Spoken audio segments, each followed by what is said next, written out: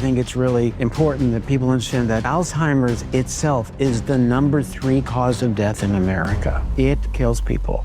The rate of increase of Alzheimer's is far beyond the fact that our population is aging. One would expect that as the population ages, we would see an increase, but the rate of increase far exceeds that. One of the most sought-after minds on the planet in the fields of nutrition and brain health, 4-time New York Times best-selling author, David Perlmutter. One study demonstrated that there's a profound relationship between the number of sugary beverages and Alzheimer's risk and actual shrinkage of the brain. Really? The reality is that the metabolic defects of the brain begin 20 to 30 years prior to the clinical manifestations. Is it possible to reverse dementia or Alzheimer's with newer mitochondria to create a more present, memory functioning brain? The answer is absolutely. Welcome back, everyone, at the School of Greatness. Very excited about our guest. We have the inspiring Dr. David Perlmutter in the house. So good to see you, David. Thanks for being here again. Thanks for having me. Very excited about this because there's a massive health crisis in the world, specifically in America. It just seems to be growing, and there's a stat. According to the Alzheimer Association, the number of Americans living with Alzheimer's is growing, and growing fast. Nearly 7 million Americans have Alzheimer's, and by 2050, the number of people aged 65 and older with Alzheimer's may grow to a projected 12.7 million, barring the development of medical breakthroughs to prevent or cure Alzheimer's disease. Now, you've written 6 New York Times best-selling books, 15 books in total. You're a neurologist, medical doctor specializing in the diagnosis and treating diseases of the brain, the spinal cord, and nerves. And I'm curious, what has been, in your opinion, or with the research that you've seen, the biggest cause of this spike in Alzheimer's over the last 20, 30 years, and the fact that it just seems like it's just going to keep growing? What is the main causes of this? And is it bigger in America versus the rest of the world, or is it kind of equal around the world? Lots of good questions. And let's take a step back. Those statistics are worrisome, they are staggering, and they don't encompass, the real issue, which is well beyond that Alzheimer's patient, and that is, what does this incredible increase in Alzheimer's do to family members and loved ones and caregivers? What is the economic impact of the loss of brain function of the population in general? And the fact that the rate of increase of Alzheimer's is far beyond the fact that our population is aging. One would expect that as the population ages, we would see an increase, but the rate of increase far exceeds that. So we know that there's something operating in the background, and the fact that it's changing, i.e. increasing, indicates that it is not genetic. If it were genetic, it'd be static. The genes wouldn't suddenly become more prevalent in the population. So we take a step back and ask ourselves, well, what is really going on? Where are we in the understanding of what in the heck is going on? And let's look at health in general, and then we'll focus on Alzheimer's, because general health and Alzheimer's are not disparate issues. The same issues that are affecting the general health of the global population are at play in terms of undermining what's going on in the brain, making a good brain go bad. And it is, in a word, metabolism. Metabolism is the main thing making a brain go bad. That's right. And it is not, I'll say it maybe 3 times, the accumulation of this protein called beta amyloid. So what makes up of a metabolism for a human being? How cells use energy, and the progressive problems with our metabolic health are the #1 cause of death on planet Earth. Really? Not COVID, not any other infectious disease, not war. It is the progressive loss of metabolic function that underlies our chronic degenerative conditions like diabetes and various forms of cancer and heart disease, and yes, Alzheimer's as well. Before you go on, if you could, we hear the word metabolism a lot. You say, I've got a slow metabolism, or his metabolism is really fast, or whatever it might be. If I'm hearing the word metabolism for the first time when I'm 9 years old or something, or 12 years old, could you explain it to me like I'm 12 and say, this is what a metabolism is, and here's how it works, as if I've never understood it before. How do you break it down in simple terms? Totally glad that you asked that question. I feel like I scripted you to ask it, and I'm going to respond to the 9-year-old because we all know that our cells are doing things. They're making proteins. They're clearing away waste products, etc. Every cell does something different in the human body, but to carry out any work, we have to have a fuel source and use that fuel to power the engine that allows the cell to do its thing. A car goes nowhere unless it has a battery pack or it uses gasoline. So it's the process of using fuel to carry out the various functions of the cell that we call metabolism. Now, if your car's metabolism is not working well, if for some reason, for example, you mixed your fuel with water or something, then the car is going to sputter and come to a screeching halt because it's metabolically compromised. That's what we are doing to the human brain. We are giving threats to the human brain that are compromising its ability to use fuel appropriately. Now, by and large, the fuel is glucose, which is a good thing. Can the brain use fats? Can it use ketones for fuel? Yes, it can. So we really need to drill down on what's going on that allows the brain to use glucose. And where is the furnace? Where is it burning this glucose to produce energy? And it's doing so in parts of the cell, organelles that are called mitochondria. Now, So metabolism is connected to mitochondria. To a significant degree, yes. There is. And mitochondria is in the brain? So mitochondria are little tiny organelles that live within the brain cells. Each brain cell may have, even though you see a diagram, and here's the mitochondria, here are the ribosomes, here's the nucleus. Typically, a brain cell may have as many as 1,000 mitochondria. Each cell. One cell. One cell. So how many mitochondria do we have in our brain? It's a number that is incalculable. So Billions, trillions, yes, millions. Trillions. Trillions of mitochondria. Throughout the human body as well. In fact, virtually every cell in the body does contain mitochondria, with the exception, for example, of the red blood cell. So the issue then is recognizing the brain is a hugely energy-hungry organ, using a lot of energy day in and day out. The brain, truthfully, never rests. When we sleep, the brain isn't going to sleep. It's actually diverting its tasks to cleaning things up and getting ready for the next day. While other parts of your body, your muscles, etc., are resting at night. Your heart is resting at night. But that said, the brain is very energy hungry, and as such, problems with metabolism, how it creates the energy, would be very obvious then in the brain. And it's really the first place to suffer. The reality is that the metabolic defects of the brain that presage to the development of Alzheimer's disease begin 20 to 30 years prior to the clinical manifestations. In other words, the changing in memory, the issues with carrying out purposeful activities, where suddenly now, though the problem began 2 decades ago when we could have paid attention, now that mom or dad or husband or wife is beginning to have issues remembering the grandchildren's name, the Wi-Fi codes, how to use their iPhone, getting lost, now we take notice and begin to think about, well, what drug can we use now that it's fourth and long?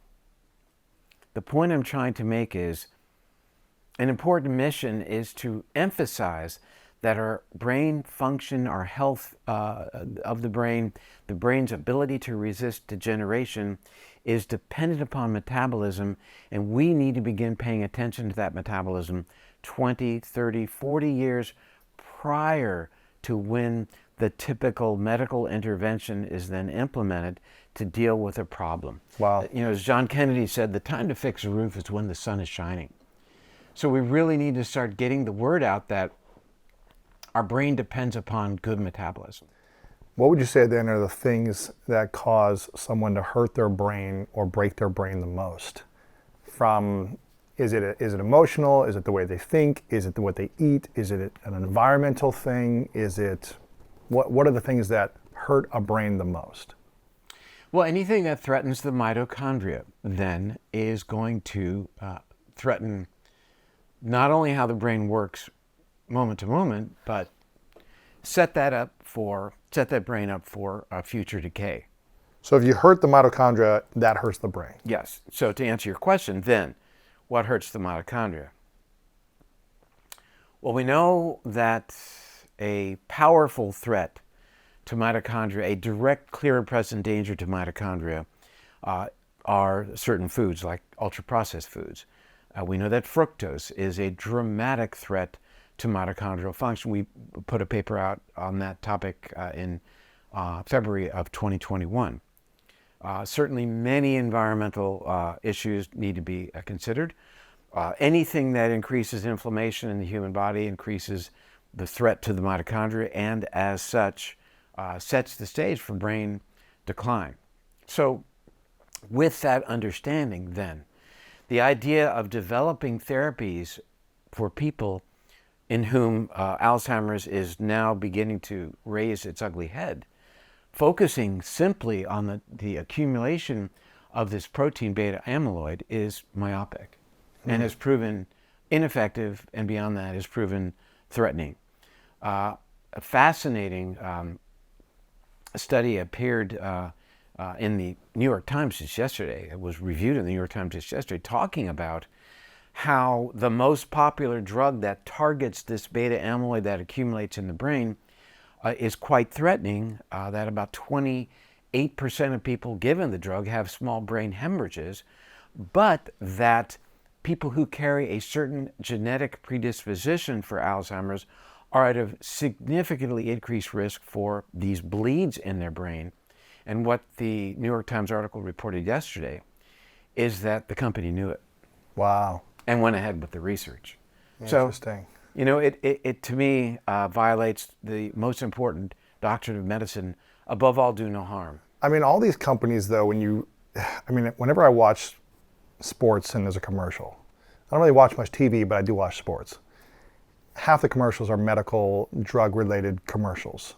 And they talk about, fixing one thing, but then causing, 30 different side effects that seem pretty extreme, some of these side effects. That's right. We're going to solve one thing, I don't know what it is, your eczema or something. Yeah, it's like arthritis, eczema, but then it's like, but you might die. It's like the extreme. They don't say it like that. But it's like dancing people and songs and sunshine. So you were distracted by all of those graphics, all the video that's really showing this person now resuming their life. They can wear a bathing suit because their skin is cleared up, and lowers your risk of, increases your risk of infection, including tuberculosis, and in fact you may even die. You're right, but you're looking. This person could finally take off his shirt, and it looks great to me. But how do these medical companies get away with it if their whole mission is to do no harm? I understand that the intention is we're going to try to solve one problem.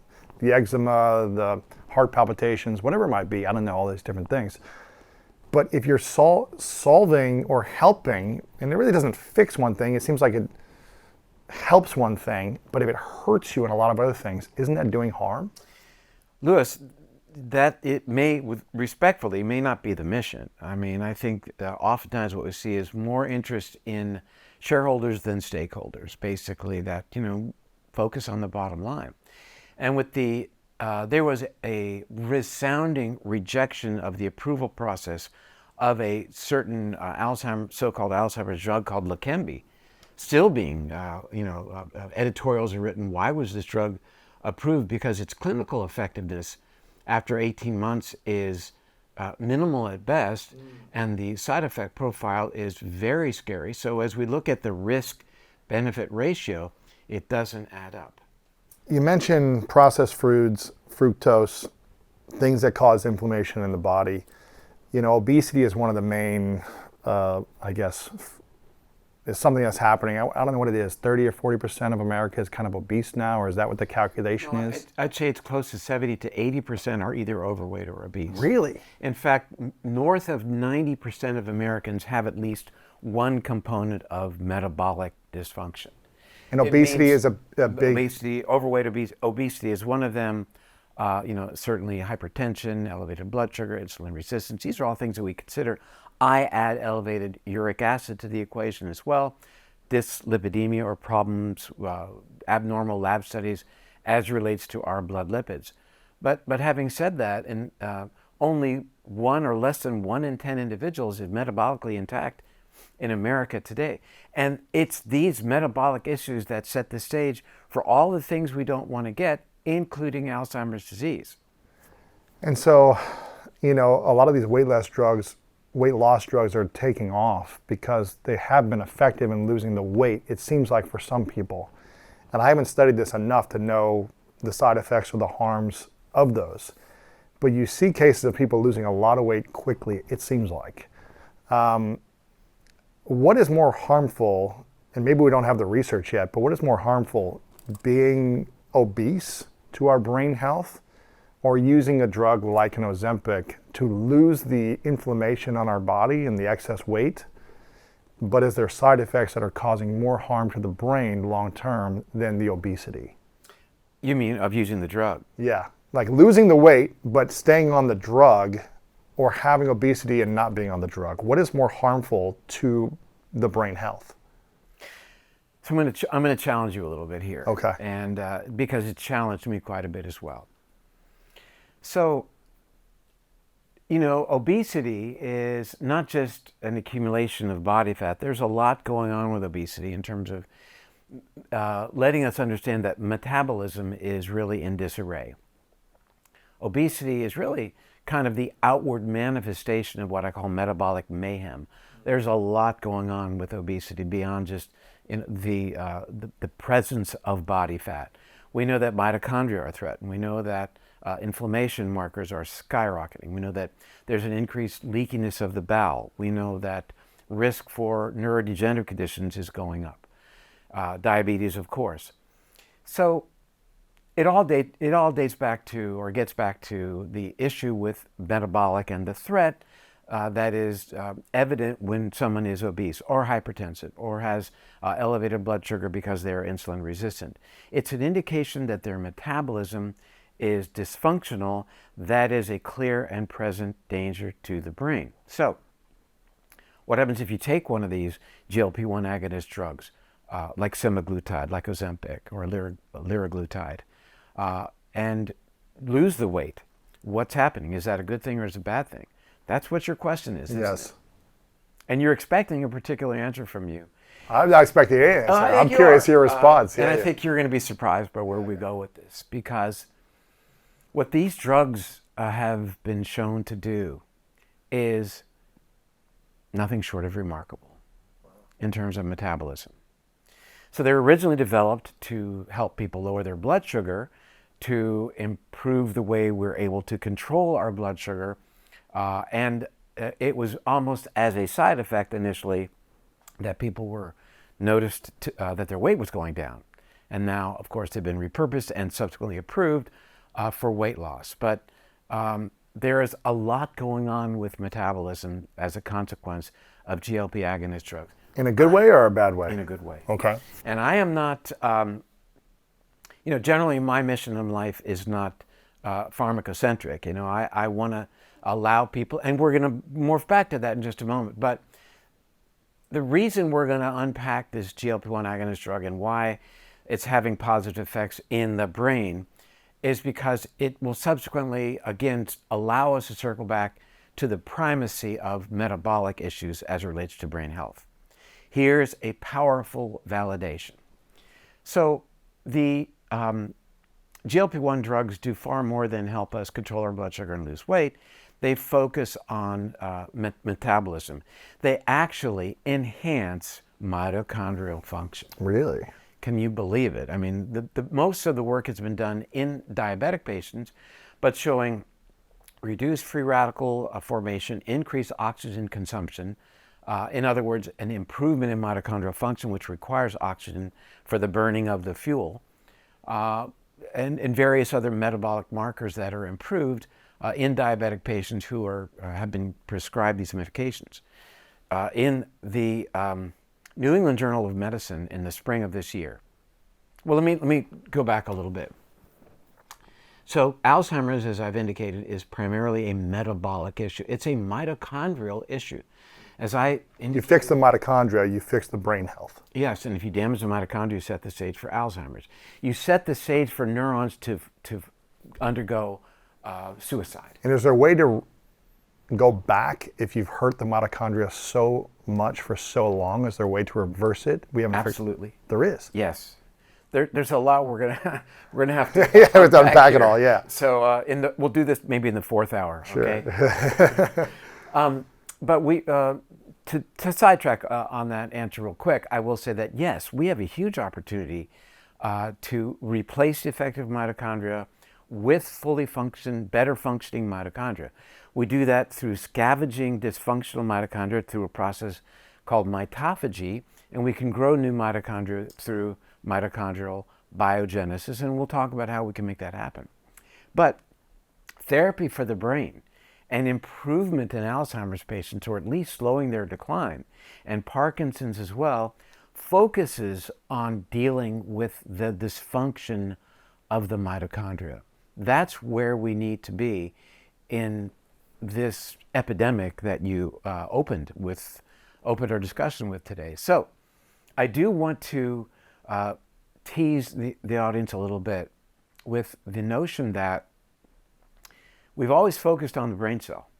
One would think that's where the action is, the neuron, because it's so active from an energy perspective, i.e. the mitochondria. I indicated earlier that a neuron may have as many as 1,000 mitochondria. But it turns out where we are in the latest research is really exciting because it's shining the spotlight not on the neuron itself, but on the caretakers of the neuron. We're going upstream of the neuron. The neuron's a worker bee doing what it can do. Hopefully, the environment's going to be one that is salubrious in terms of how the neuron does what it needs to do. Transmit information, connect to another neuron through a synapse, and allow the networks to function. But the caretakers of the neurons are the brain's immune cells called the microglia. So these microglia make up about 10 to 12% of all the cells in the brain. And they are immune cells. They're part of the innate immune system, but they do a heck of a lot more. So when you think of immune cells, you think of, how it's able to fight off bacteria, viruses, fungi, etc., how it protects us. We think of immunity in terms of our body's ability to take care of these confrontations. People are interested in a robust immune function. Now that COVID has, let us recognize that those individuals whose immune systems are not up to snuff were and remain at higher risk for complications from COVID and even long COVID. Who are those individuals? These are individuals with diabetes, obesity, hypertension, 3 of the big players in metabolic diseases. So what I'm saying then is there's this powerful then relationship between our metabolic health and our immune health, to the extent that there's now been defined an area of medicine called immunometabolism. Immunometabolism.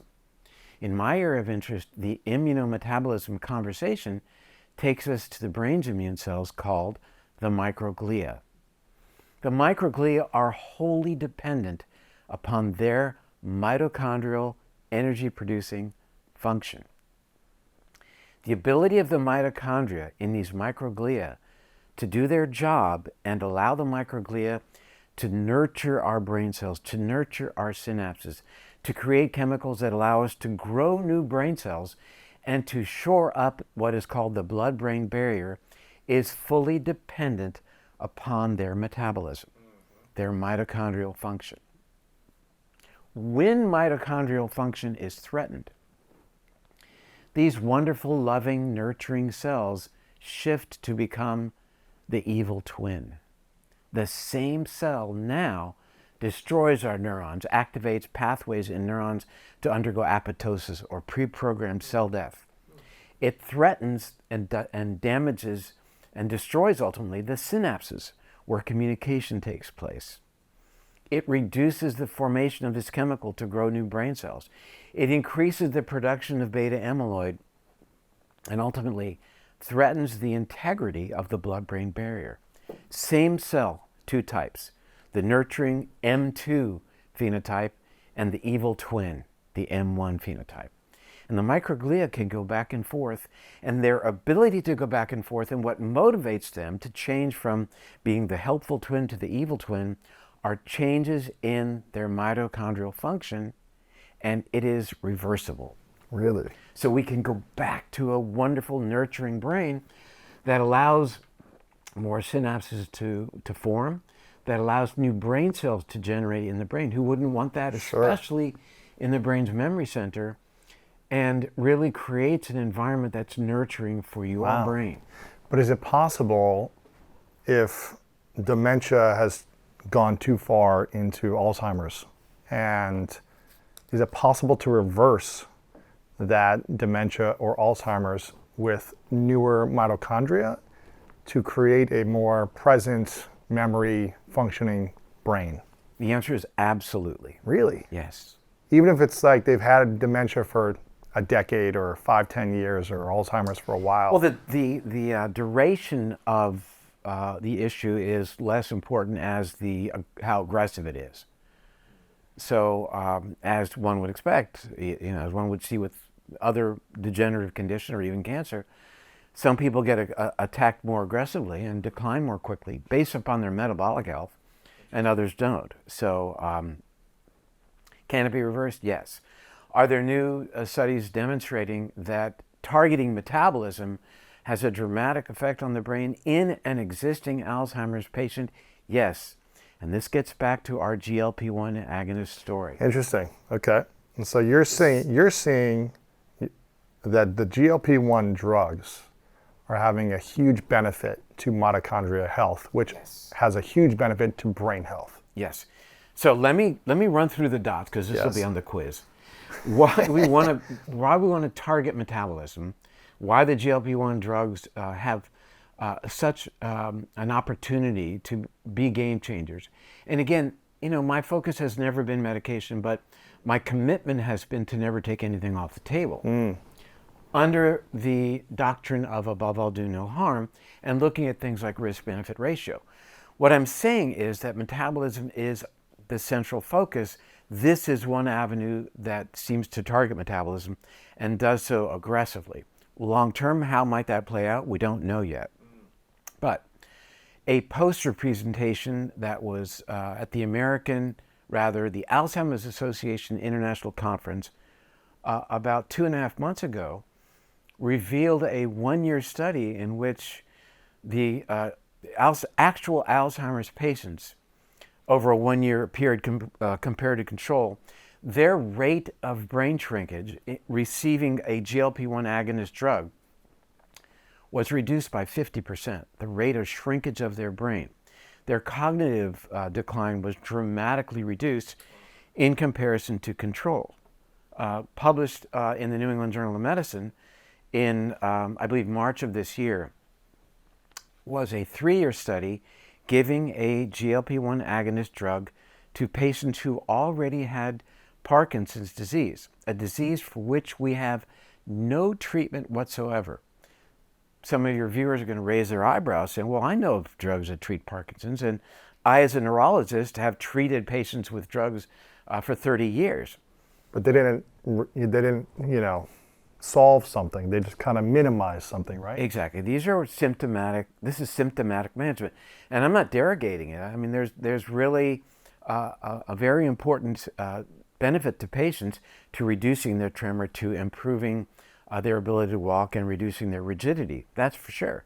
Any Parkinson's patient or family member right now watching this will recognize that the drugs that their mother or father may be taking are really designed to treat symptoms, which I think is very valuable, but we're treating the smoke but not the fire. Treat the smoke, that's important. The root cause. But let's look at the fire. There's a 41% increased risk of Parkinson's in diabetics, a metabolic challenge. Oh, man. Because of that, a study was undertaken to determine, well, if we treat Parkinson's patients with a diabetes drug, in this case a GLP-1 agonist drug, how might that affect their time course? So Parkinson's patients are rated on a functionality score called the Unified Parkinson's Disease Rating Scale, kind of a common way that we look at Parkinson's patients over time. How quickly are you deteriorating? And we expect over a 3-year period to be a moderate decline in functionality. And in the control group of this study, indeed, there was a decline, a worsening, a higher number on that scale.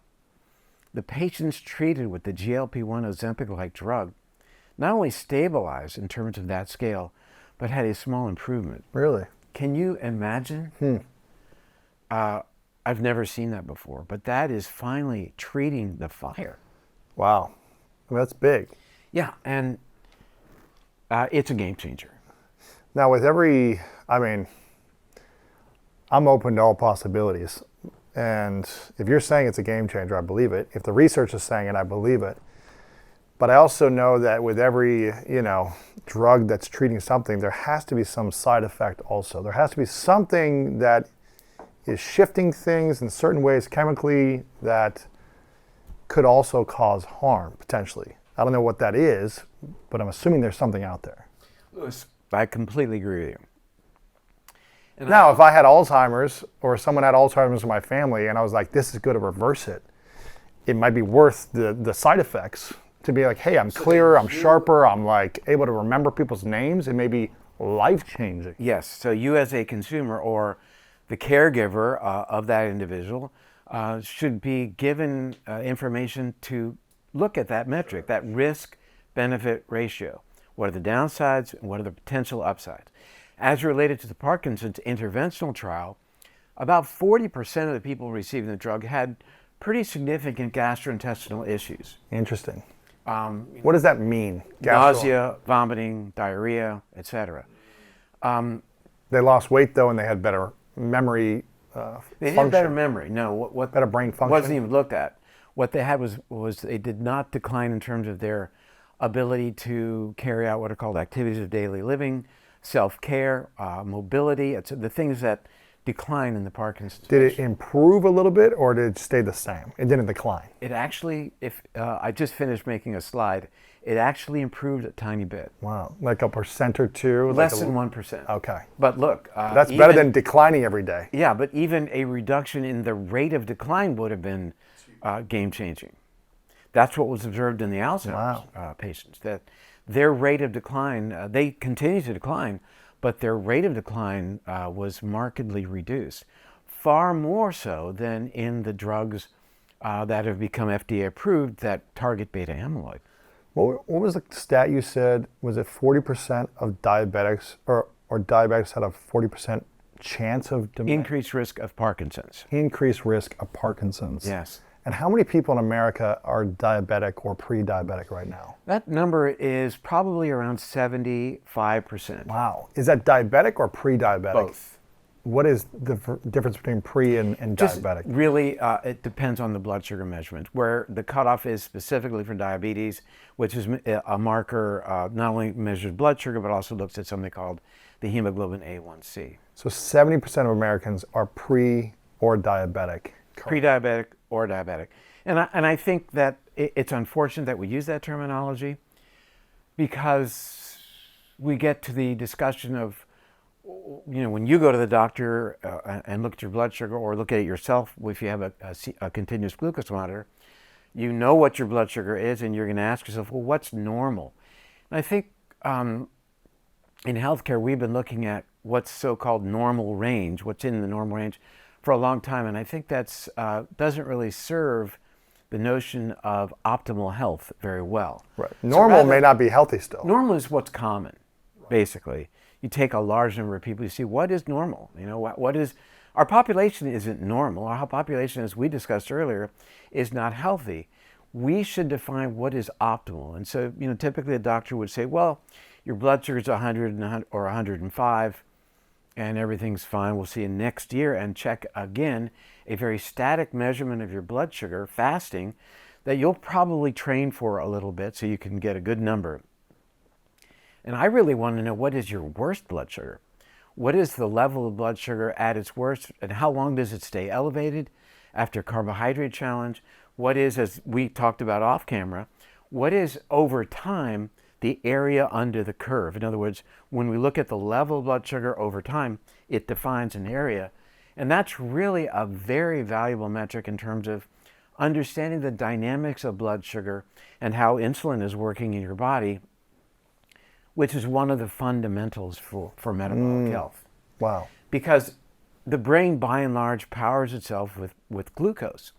The higher the glucose over time, the less the brain is able to use it, because the brain becomes, many parts of the brain depend upon insulin to allow the glucose to be used as fuel.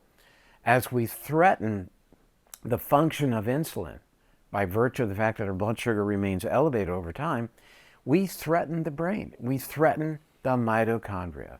We get back to the change between the good and the bad microglia, and that threatens neurons. I was at a summit recently where there was a panel on longevity with Dr. Rhonda Patrick, Peter Diamandis, and Dr. Walter Longo. I think you know all three of them, I'm assuming.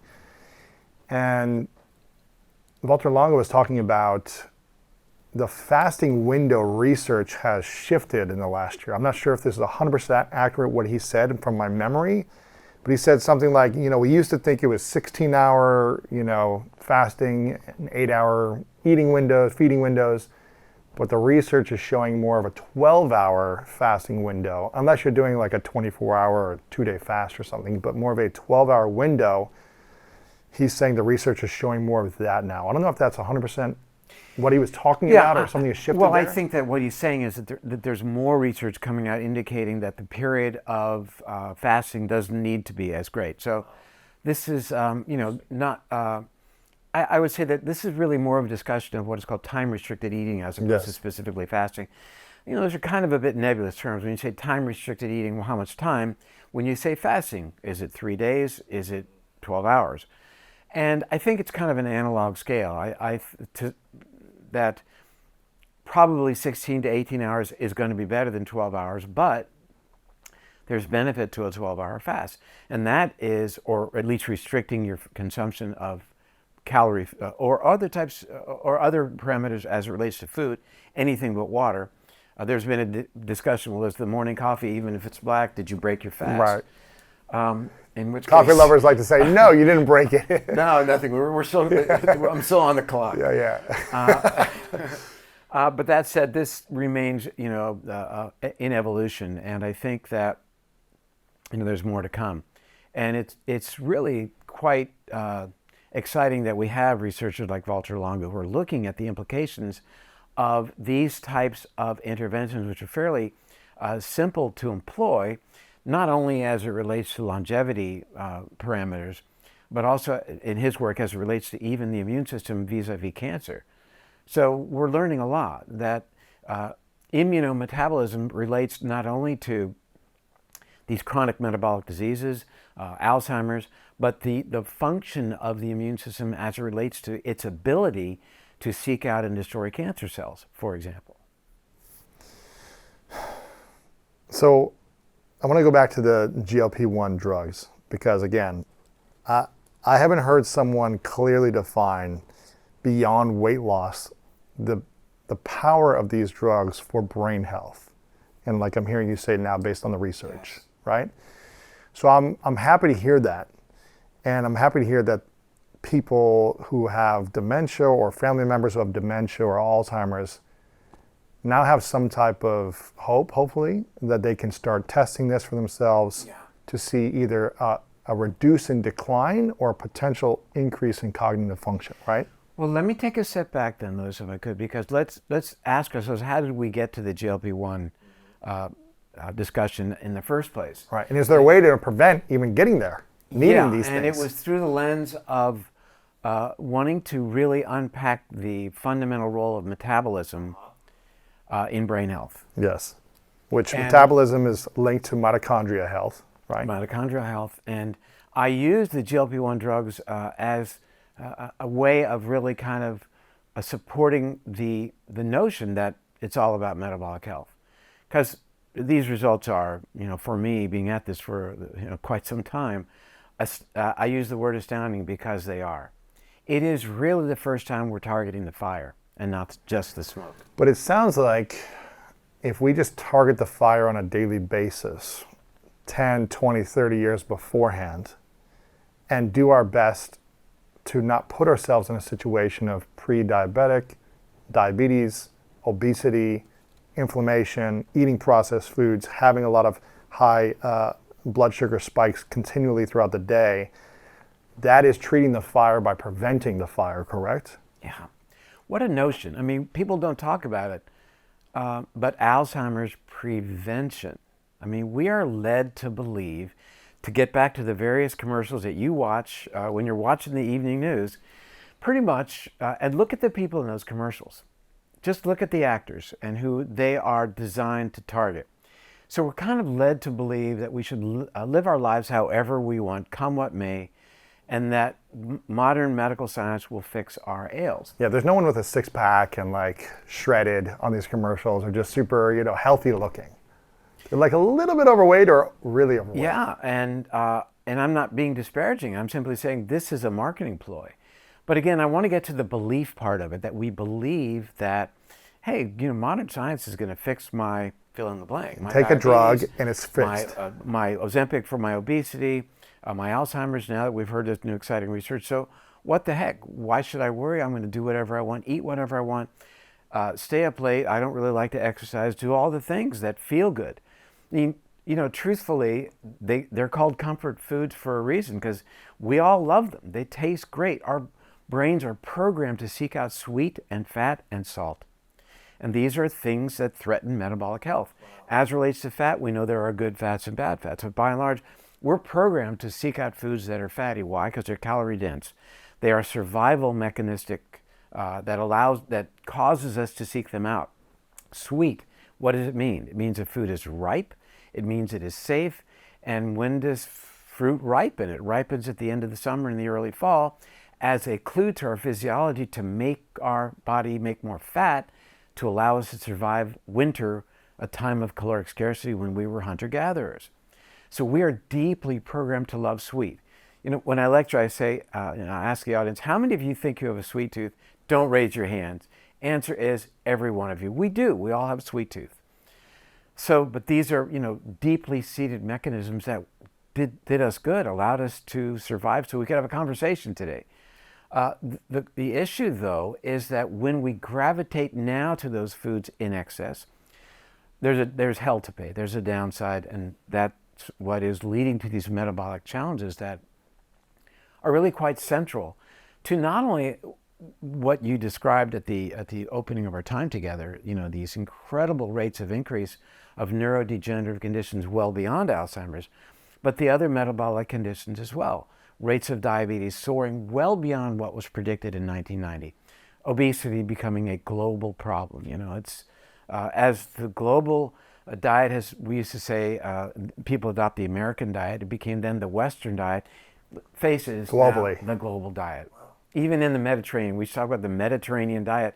People around the Mediterranean basin are eating this same stuff. They're getting bigger, right? They're getting bigger. They're getting diabetes at ever-increasing rates. It's happening globally. Even all the blue zones, you hear about, I think the blue zone in Japan, it's like it's not becoming a blue zone anymore because there's so many fast food restaurants. The conveniences around those places seem to be excessive.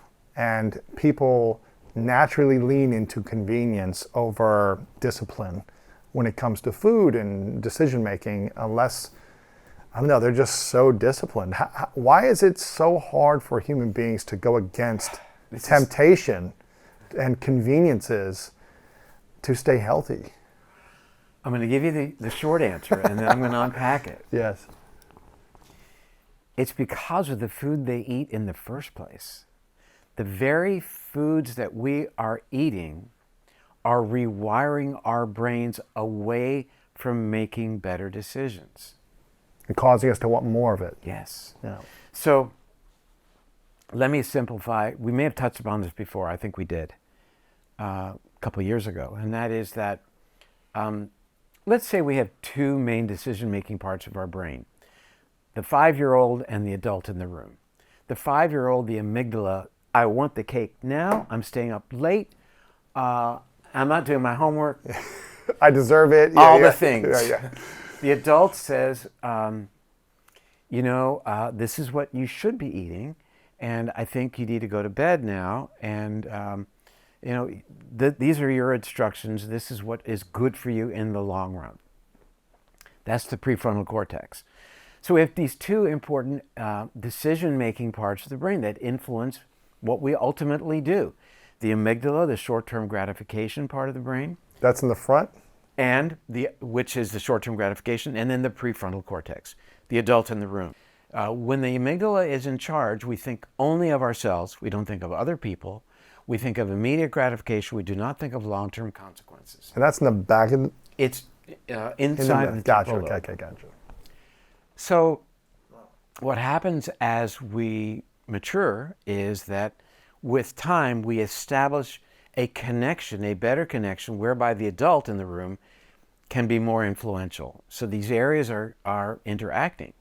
And we call this top-down control, where the adult says to the amygdala, yeah, I know you want to do what you want to do, but here's what you should do, and here's why. So you're able to recruit all of this wonderful information that is now part of your experience base and explains to your decision-making process why you don't want to eat what you think you want to eat. As an expert in this field, someone leading the research and been doing this for many decades, where's the biggest challenge you face personally where you might lean into something that you know is bad for you? Even if it's like a little thing here and there, what's the temptation that you lean into? Is there food? Is there something you do that you eat a certain way sometimes, or drink something, whatever it might be, that you're like, I know this isn't going to help my future brain health, but I do it anyways? Well, I'm a lot older than you, so I've had to tighten up quite a bit. Really? Oh, of course. I mean, I think you asked me last time if I could have my 30-year-old self inform me, what would I think the answer was stay out of the sun as much as I did and floss my teeth more often. But having said that, what are my biggest challenges, I think? Yeah. And I don't really labor over sweets. I think I could drink less. I think that, I've been saying 1 to 2 glasses of wine a day, and I might have more. And I have to admit that I should be more probably disciplined in that regard, but I don't mind how I feel. And so, But there's a lot of negative effects with alcohol to the brain, right? there are. There's no benefit to brain health with. There's no benefit to brain health chemically, but as my son pointed out on a podcast to me, he said, but there may be a benefit to the socialization that then happens when you're with people and you have that third glass of wine, which I'm guilty of. Sure. But it doesn't help mitochondria. It doesn't help mitochondria. No, it doesn't. And so you have to kind of do everything else to, I guess, benefit the mitochondria and kind of minimize that potential risk, right? Yeah. And I would say that on occasion I stay up too late. When I get to a place of being deeply involved in research, I can't turn it off. Yeah, it's hard. I cannot turn it off. And I know I should go to bed. And my wife tells me I need to go to bed because she is. Remember, you just said this on a podcast. yeah, it's like. I know, but sometimes I'm so close to discovering something and pulling things in, I just can't lose the thread. What are the negative side effects to brain health and to the mitochondria or to metabolism when you get 5 to 6 hours of sleep versus 7 to 8 hours of sleep? Is there a big difference to brain health? Well, I think that tends to generalize. We do know that there are some individuals who are able to sleep 5 to 6 hours and do quite well. And again, there's no magic of the 8 hours. We know that Alzheimer's risk is increased in people who have shorter duration of sleep and who have longer duration of sleep as well. That once we get north of 9 hours of sleep, Alzheimer's risk goes back up. So it's a bit of a U-shaped curve. But I think that, what the data, what Matthew Walker has talked about in his really wonderful book, Why We Sleep, is there are a variety of issues. I mean, one thing that we see when we don't sleep enough, that I think is really fundamental is that inflammatory chemicals, cytokines, seem to increase. The very next morning, we've lit up the amygdala, the impulsive, fear-mongering part of the brain, the child in the room, the poor decision maker, and as such, our decision making is threatened dramatically. Wow. Such that when you look at the type of food choices a person will make when he or she is deprived of sleep for a night, it's dramatic. The caloric consumption that happens and the quality of the food that people will consume, and even other measurements of decision-making quality in studies, which are correlated, interestingly, with functional MRI evaluation of the activity of their brain's amygdala, the fear center, the poor decision maker. So that's something people don't really talk about. I mean, what people are really talking about these days is the activation in the brain, and this is important, I don't mean to minimize it, of basically the ability of the brain to clear itself out. The brain has a lymphatic system as well called the glymphatic system, and it's during sleep, during deep sleep, that our brains are able to rid themselves of accumulated things that happen during the course of the day or through our exposure. So that's certainly very important. So, the other thing that happens, I think that's really very relevant, gets back to dead center to our conversation, is with repeated lack of restorative sleep, it's a powerful threat to metabolism and mitochondrial function. Interesting. Gotcha. And this then Causes to obesity, inflammation. and directly threatens the mitochondria, and therefore allows us to understand why people who chronically don't get enough quality sleep, i.e. length and quality are important, are at a significantly increased risk for Alzheimer's. How risky is it to have a night job and to be off on the natural, circadian rhythm of when the sun comes up and goes down?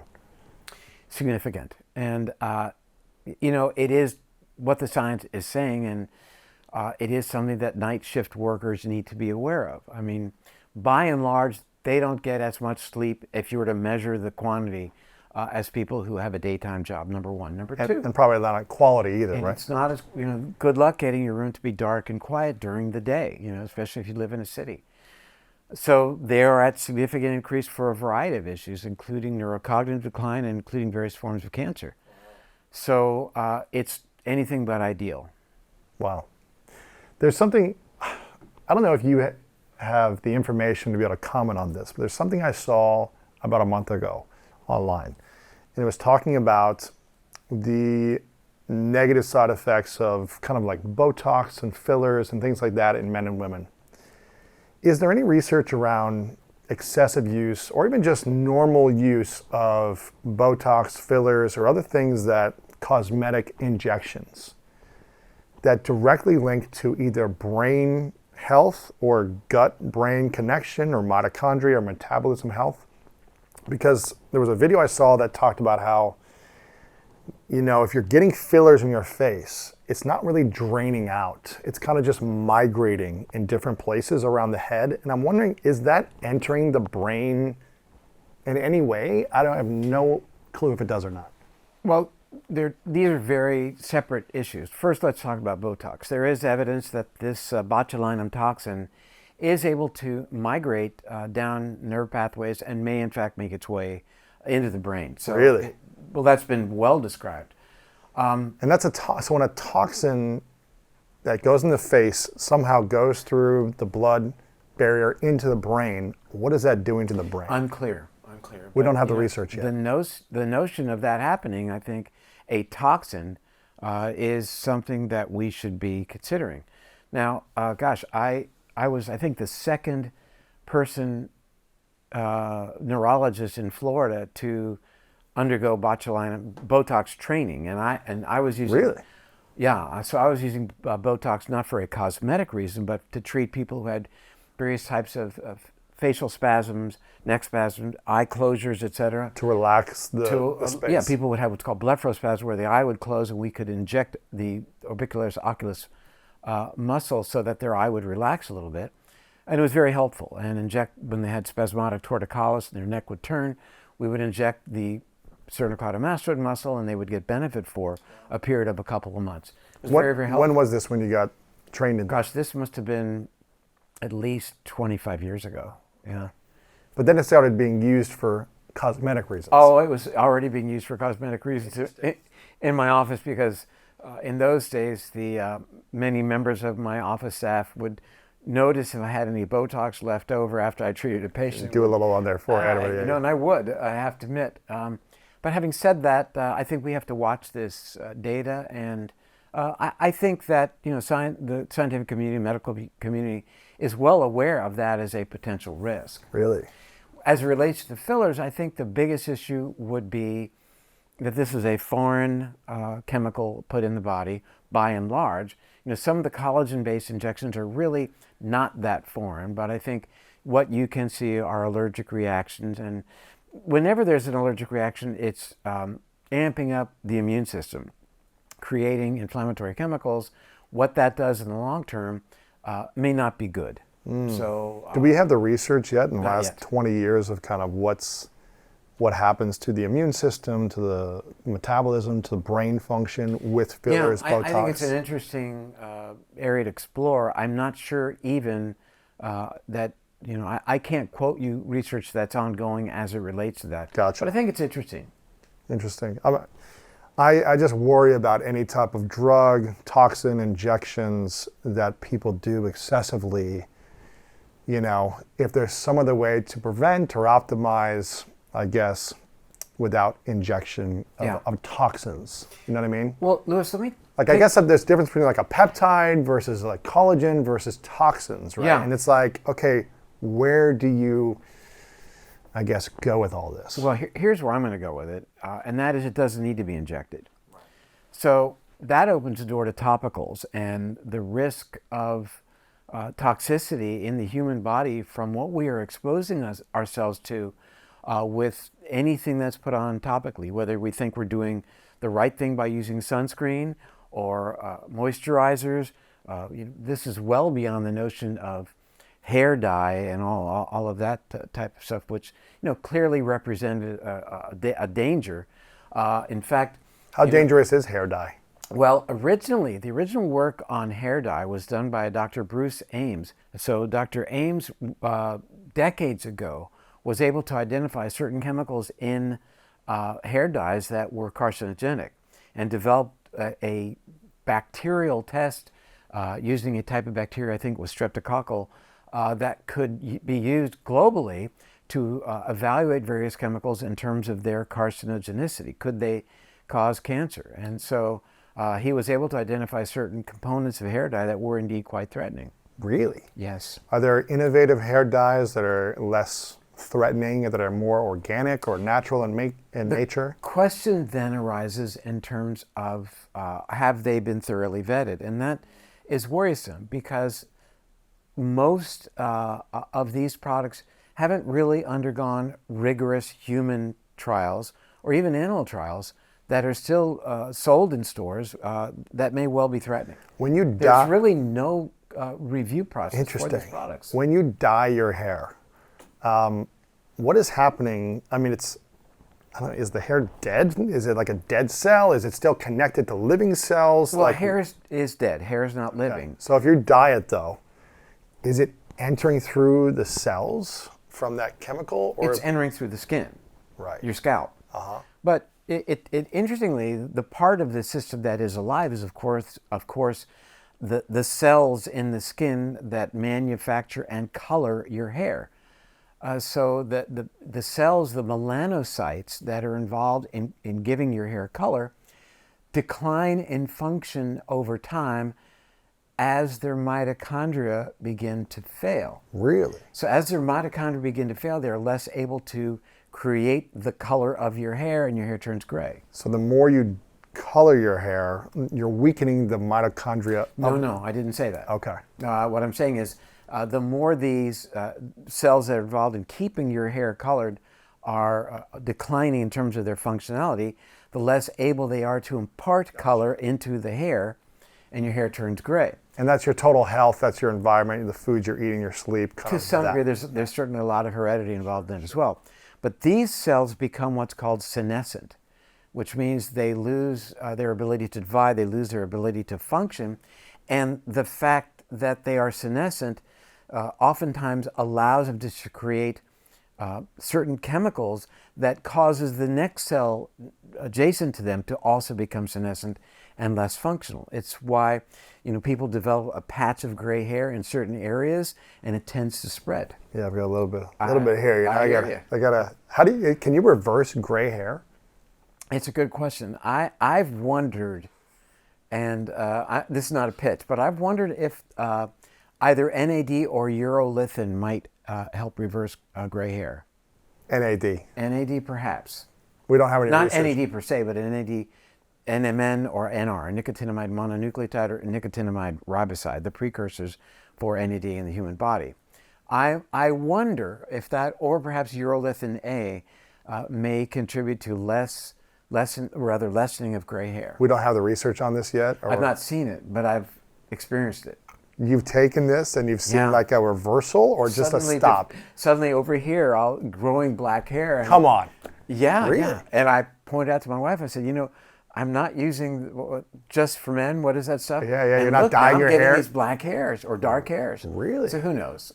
Interesting. But I think that if you target mitochondrial function, and there are so many things that we could be talking about, that might happen. I don't know for sure. But next time I come on your show, Let me know if you have all black hair over here. I'll be like, hey. just for men.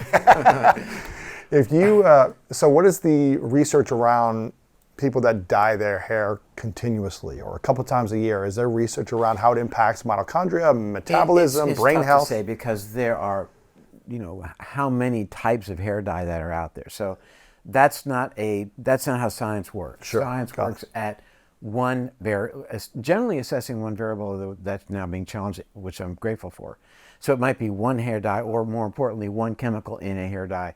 Let's see what that does over a period of time in laboratory animals, and then perhaps in an interventional trial. Okay. So if someone We've covered a lot of waterfront. I know. This is good though. If someone dyes their hair, I guess you don't have the answer to this, but if someone dyes their hair with over-the-counter normal hair dye, I guess, are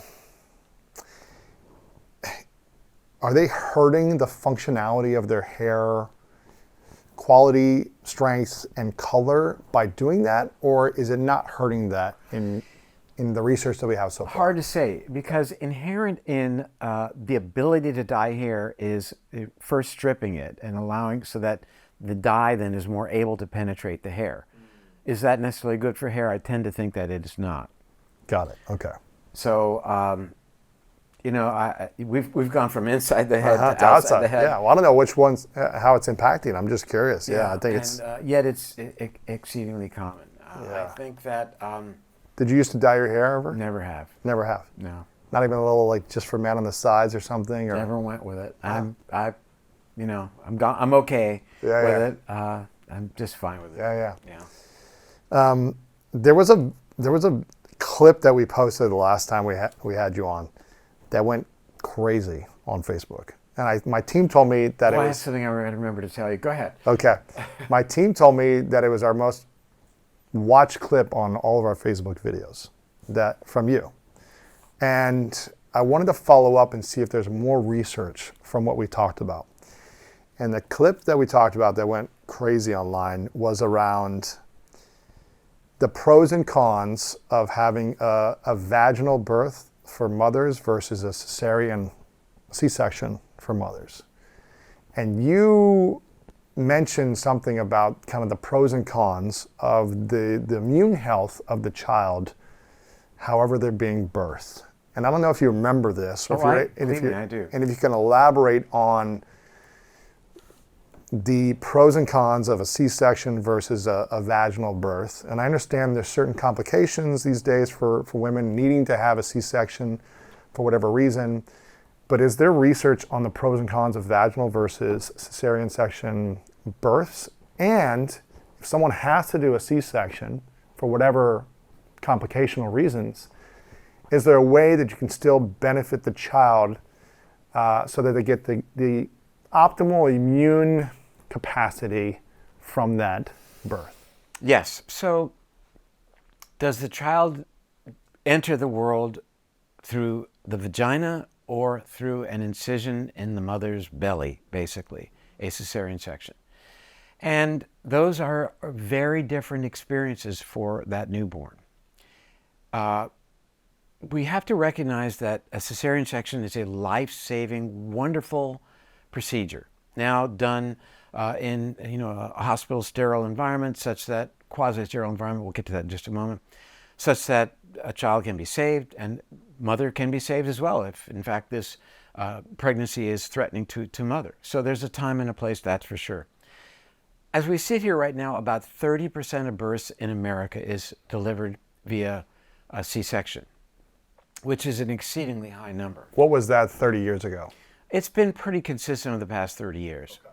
Okay. And I'm going to say that some of the reason it happens, with all due respect, is not because there's a threat in terms of the newborn or the fetus rather, or mother's health, but because of convenience.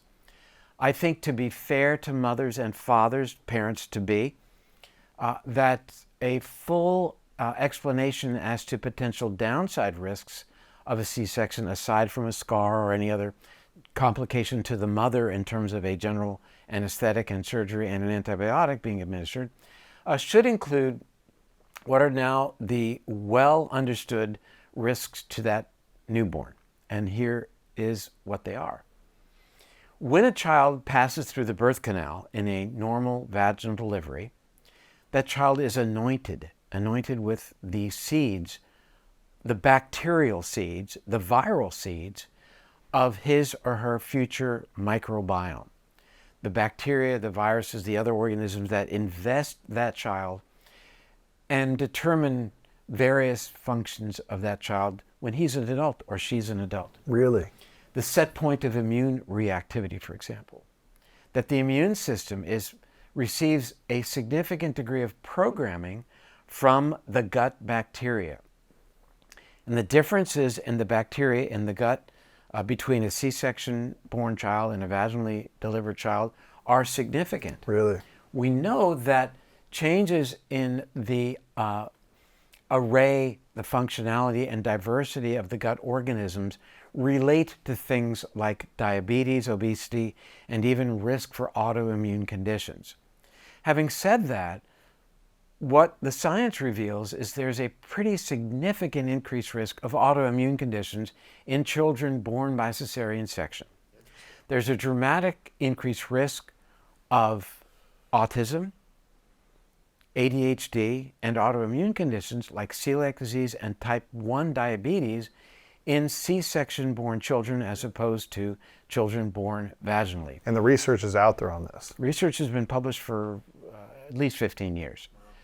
Now, are there other things that happen in terms of physical compression of that child at the time it passes through a tight canal versus being just liberated in the C-section? Perhaps it's playing a role, but I think much of the research, most of it, is focused on the anointing of that child with a specific type of bacterial array, viral array, in the birth canal that invests that child's eyes, ears, nose, mouth especially, and then serves as the seed for his or her upcoming gut microbiome, as opposed to forming that gut microbiome based upon whatever bacteria happens to be on the surgeon's glove, gown, or in the operating room.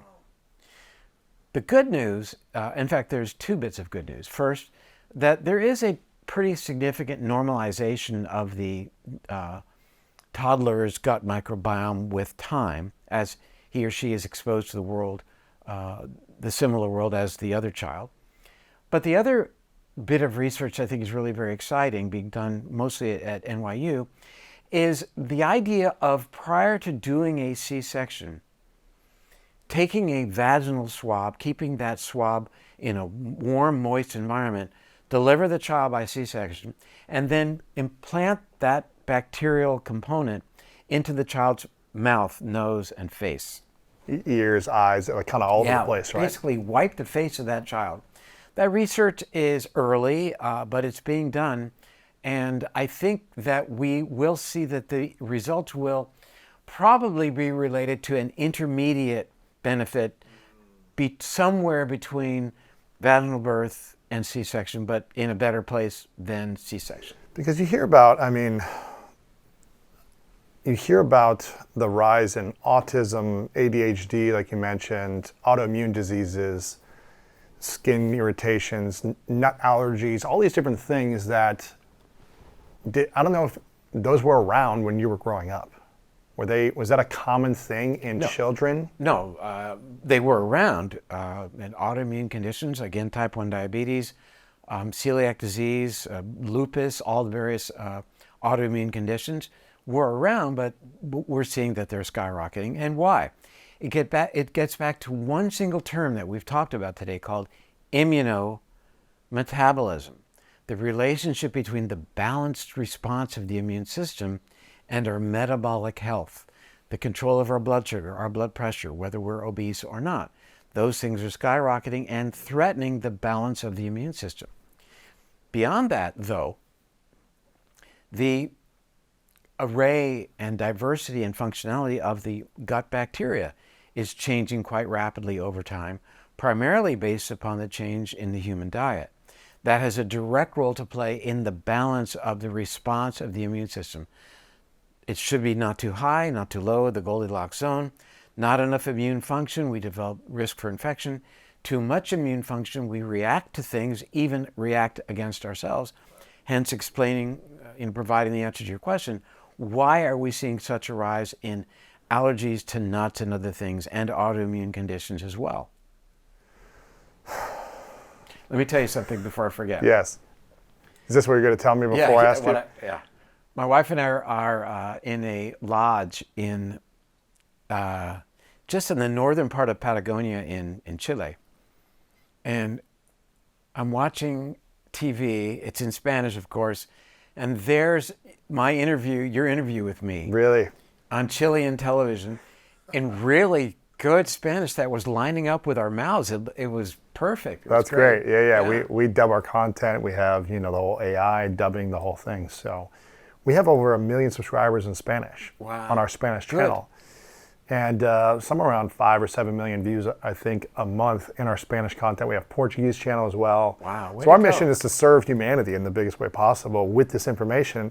And so I go to Mexico a lot. My fiance is from Mexico, and we go there a lot for her work.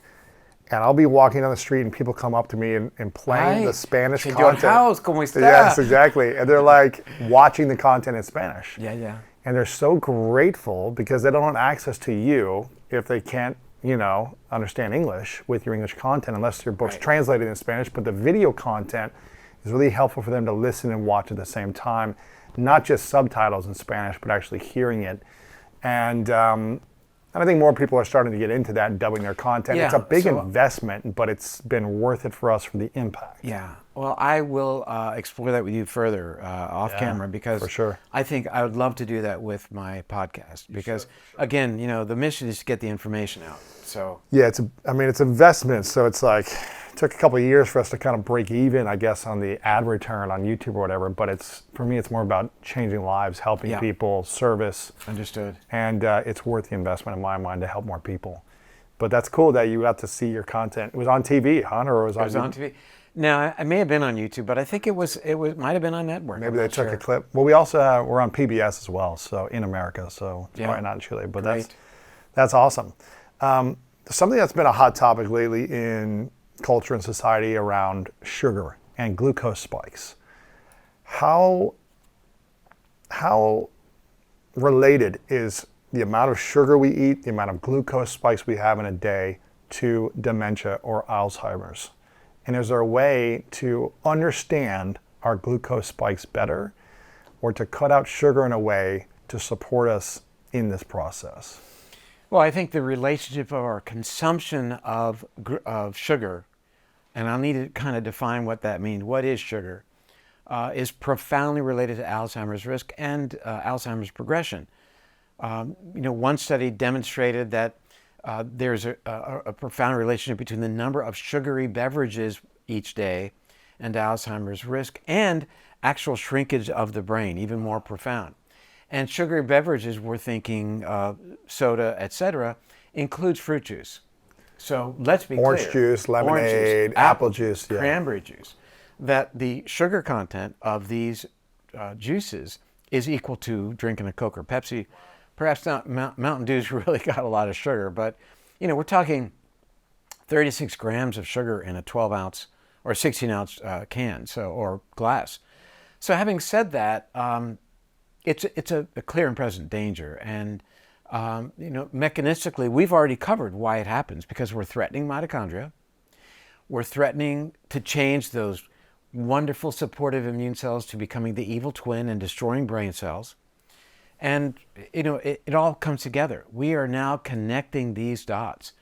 My colleague, Dr. Robert Lustig, has really gone a long way to really defining the biochemistry in terms of how this is happening, and then what are then these relationships between these dietary trends and brain health decline.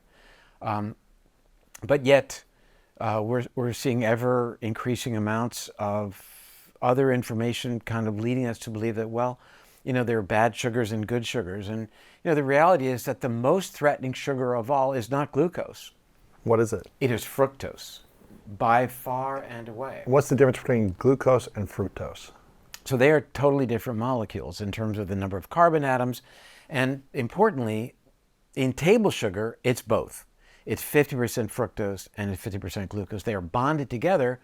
We consume that table sugar, and then we, in the intestine, with an enzyme called sucrase, we break it up into fructose and glucose. Fructose doesn't require insulin for its metabolism, and as we may have talked about before, immediately is metabolized into something called uric acid, which is a profound threat to our metabolism. Wow. Glucose is absorbed and is used as fuel. Fructose is a powerful mitochondrial toxin. Mitochondrial toxin. Fructose. Fruit sugar, fructose. Now, having said that table sugar is 50% fructose, recognize that there exists something out there called high fructose corn syrup, which has an even higher percentage of fructose that is cheap and really, really sweet, which is why it's the go-to sweetener for, about 60 to 70% of grocery store shelf packaged products contain at least some added sweetener. By and large, it's high fructose corn syrup or a derivative thereof. Fructose is a powerful threat to our immune function, a powerful threat to mitochondrial health. That's why it threatens our immune function, and clearly a clear and present danger as it relates to brain health and Alzheimer's risk. So let me take us back. Let me wind the clock back a little bit to when we started today. You presented some very sobering statistics about not just where we are in Alzheimer's, but where we're going. Yes. I think you talked about 2050 with tripling of the prevalence of Alzheimer's at that time, far outstripping the aging of our population. Then I think the query was, why is it happening? And my response to you was, because of the changes in our metabolic health. The number one threat to our metabolic health, and I believe I said it before, is our fructose consumption. So how much fructose consumption can we have where it doesn't threat our metabolic health and brain health? Wonderful question. And indeed, humans consume fruit sugar. It goes by the name of fructose. That's where the name comes from. And we can handle at any given time about 5 grams of fructose. That's an apple. 1 apple a day? No, at a time. You can have a couple of apples in a day, but you don't want to load your body, you don't want to load your digestive system quickly with any more than about 5 grams of fructose. Now, so one apple is about 5 grams of fructose. That's right. And what is that, like a banana's 5 grams as well, or a similar range? So the issue isn't necessarily the amount of fructose that a particular fruit contains. Bananas are about midway, melons are higher, watermelon, honeydew melon, cantaloupe are higher. There's a scale in terms of fructose consumption. One doesn't eat as many, by mass, wouldn't eat as many blueberries, perhaps, as a big apple. But having said that, our small intestine can handle about 5 grams of fructose at a time. Time is an important operative word. Why? Because when you're chugging a glass of orange juice or Dr. Pibb or whatever it may be, you're bombarding your digestive system with a huge fructose load far more than it can handle. Like a rush of it. That's yeah. right, a rush. And it's far more than your small intestine can process, which is about 5 grams at any given moment. You don't eat all the fructose or consume all the fructose in an apple. You don't chug an apple. Right. It takes time. You got to chew it. You got to, swallow But it. you do drink a glass of orange juice or apple juice quickly. Not only that, but an apple contains fiber that slows the release, the absorption of fructose. It also contains vitamin C, which is relevant because the downstream consequence of ingesting higher amounts of fructose is the creation of uric acid, which affects your metabolic state in a negative way. But vitamin C helps to offset that by augmenting your ability to excrete uric acid. So eat the apple or 2 a day, keep the doctor away, but don't drink the apple juice. Or if you do, water it down. Interesting. So have less concentrated apple, a little That's bit right. and pour And more you water. won't notice a difference. Yeah, exactly. So what about people that just love to have, a fruit diet? They eat tons of fruit, a big bowl of fruit. They believe it's very healthy for them. It's got fiber, it's got nutrients, got vitamin C, and it's a big bowl of fruit. Is something wrong with that? Well, it's not ideal. I mean, if you're going Is to it better than processed fruit or sugars, though? Is it better? I would say yes, for the reasons that you delineated. The fiber, the vitamin C, the other nutrients, the bioflavonoids, the polyphenols, you name it. But if you're going to do that, then pace yourself, eat it slowly. This morning, with my breakfast, I asked for a bowl of fruit. And the hotel brought, it was massive, this bowl of fruit. And at the end, the waiter asked me, well, do you want to box this up because you left 2/3 of it? I said, no, I didn't really want to do that. So what did I have for breakfast this morning? I had 3 eggs over easy, a garden salad for breakfast, who knew, with a side order of olive oil. A lot of fiber. A lot of fiber, a lot of good fat, and what turned out to be a very small bowl of fruit because I didn't eat it. And 2 cups of black coffee with allulose sugar in it, which acts as a GLP-1 agonist. So the allulose sugar, which you're on the board of a brand called RX Sugar, is that right? That is correct. That creates this allulose sugar, which is a GLP-1, what is Agonist. it? Agonist. What does that mean? It means it stimulates the GLP-1 receptor in a positive way, as the natural GLP-1 produced in the body from the L cells in the small intestine would do, acts in a similar way as the GLP-1 Ozempic-like drugs. They're all considered GLP-1 agonists. What is GLP-1? So this is a hormone that regulates things like appetite, regulates the emptying of the stomach, acts centrally in the brain to regulate how much food we consume, and even has a role in terms of how insulin does its job in the body as well. We all produce this. We all produce this to varying degrees. But some of us produce less of it over time if we're eating too much sugar or processed foods. Is that part of it?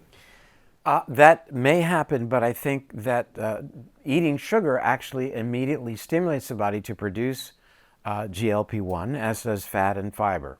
Interesting. So GLP-1 is something that helps us to process food better or to have less. What does it help us do specifically? So this glucagon-like peptide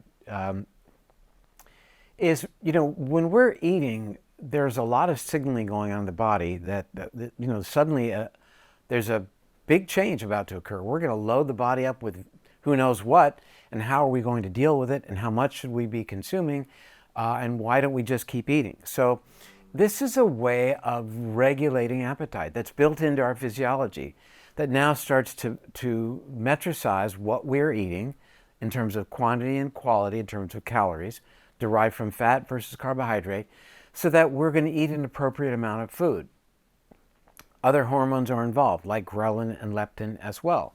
With time, we can become less sensitive to these chemicals. We certainly become less sensitive to leptin, which also regulates our appetite, such that we become Like we can become insulin resistant, we can become leptin resistant as we constantly bombard our bodies with foods that challenge the production of leptin. We become resistant.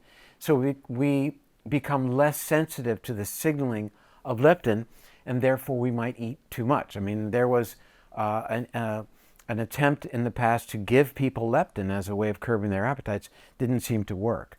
But clearly the GLP-1 agonists are working. I mean, people aren't just taking these drugs because they're, they're being, the celebrities are talking about them. They're working extremely effectively in terms of weight loss and in control of blood sugar as well. In the New York Times this morning was a fascinating article talking about addiction and the effectiveness of GLP-1 agonist drugs in terms of addiction, even things like alcohol consumption. So, so are these drugs helping you essentially not eat more, or are they helping you digest the food you're eating faster? Actually, they slow gastric emptying so that that food will be around longer and will then be available for digestion perhaps longer. But I think the former is probably much more a reason that our appetites are curbed and we're eating less food. So you feel fuller because the food is inside of you longer. Yeah, and the stomach, because it's not emptying, becomes more distended, and that is an electrical event. We sense that the stomach is becoming distended, and as such, it sends a signal to the brain that we should stop eating. It's, in days gone by, a procedure was done called a gastric sleeve, where the outflow of the stomach was compressed with a device and as such the stomach would then distend more, and that would send signals to the brain doing the same type of thing. Wow. What about people that do, I guess, shrink their stomach? They do a surgery to, I guess, shrink. I don't know what that's called, but yeah. What is that called when they open the stomach? They cut it in half, shrink it or something? Well, what's been done is called gastric bypass operation, whereby the outflow of the stomach is diverted such that, again, and the stomach is made smaller as well, really with the same goal in mind. And interesting, there are some pretty profound metabolic changes that happen from that, like better insulin functionality. Really? Yeah, I mean, you don't, in my position, you don't want to go there. I don't want to, it's kind of hard to admit because, I think it's an aggressive procedure, but that's what the data shows. And, similarly, again, I didn't want to spend an inordinate amount of time talking about these drugs, but I think people are really interested. Yeah. I think it needs to be talked about. That's interesting. Because I think we should look at upsides and downsides of everything that's available. I guess the one thing that you mentioned that was a red flag for me, I guess, is like if the food is not digesting and it's sitting there and it's like, I guess, just kind of blocked up, does that mean you have more constipation, or is it just, okay, your stomach is bigger for a period of time because the food's still in there? Shouldn't the flow want to have like a natural flow as opposed to a blockage like of a dam? I think that is correct. I think, the more physiologic we can be in terms of interventions and recommendations, the better. Yeah. And, one of the feared complications of these GLP-1 agonist drugs is something called gastroparesis or paresis, which means basically a total paralysis of the stomach, and that can be life-threatening. So it's not common. It is described as one of the concerns of using these types of medications. And as we talked about earlier, in the interventional trial for Parkinson's patients, gastrointestinal issues were very, very common. Interesting. So what would be the 3 to 5 natural interventions or environmental or food interventions that we can take today to prevent us from getting Alzheimer's or help us optimize the longevity of our health and our brain health for the future without medical interventions? Let me first characterize the use of a continuous glucose monitor. Let's maybe not call it a medical intervention. Okay? But it's an assessment tool. Yeah, that I am very grateful is now not, it's now available non-prescription, i.e. it's a way that people can really gain fundamentally important metric about their physiology. And the reason, again, if it's like a bathroom scale to me, which anyone can have and should have. You're learning about your body weight, you should learn about your blood sugar. Mm-hmm. So what then is this ideal diet that Dr. Perlmutter is now going to describe to your audience? And I think that we should consider the question as more along the lines of what's the ideal diet for you? For you. For Personalized. Lewis, yeah. right? And I don't know how to answer that question. I do know the broad strokes, and we can talk about the broad strokes, but I think ultimately, to me, an ideal diet is one that keeps your blood sugar under tight control. And how high do you want your blood sugar to be if you're using a glucose monitor? What's like the parameter for you? Well, if your blood sugar spikes to 160 after a carbohydrate meal, you might think that's a high number, 160, 180, but it's not really that important because it's going to. And I think that what we look at in looking at these measurements, it's not the spike, but how quickly it returns to baseline, how long it stays elevated, and again gets back to, if it comes back to baseline very quickly, then the area under that curve is pretty reduced. If it spikes and stays elevated for a longer period of time, then we have a larger area under the curve that translates to poor control of blood sugar, threatens insulin sensitivity, that becomes a powerful threat to brain health.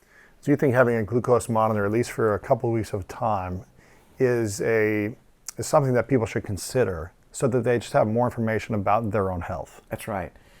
But you were pretty healthy before you used a glucose monitor yourself, right? Well, when I started using the glucose monitor, I was very pleased with my results. But, I can't be one of those do as I say, not as I do individual. Right. B, my dad died of Alzheimer's, and it was awful. Yeah. And I don't want that to happen to me, but more importantly, I don't want my family to go through that again. So I think it's important for me to stand as an individual who practices what he preaches. Yeah. And so, therefore, when I started using a CGM, the continuous glucose monitor, I was happy with the results. But I think, this isn't something you have to do day in and day out for the rest of your life. You begin to develop a sense as to what your blood sugar does when you do or don't exercise, when you do or don't get a good night's sleep, and fundamentally, how do your food choices relate?